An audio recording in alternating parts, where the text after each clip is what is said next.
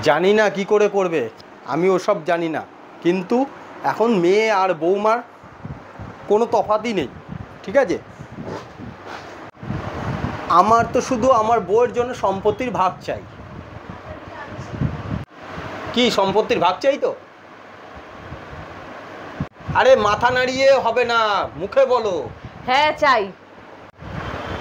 আরে ওইভাবে না, আরেকবার ভালো করে বলো নাও। হ্যাঁ আমি সম্পত্তির ভাগ চাই। ঠিক আছে ঠিক আছে। জল খাবে? হ্যাঁ অল্প একটু করে আনো। এ বাবা ছিল? হ্যাঁ।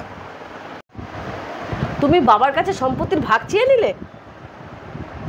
আরে ওটা তোমার বাবা ছিল।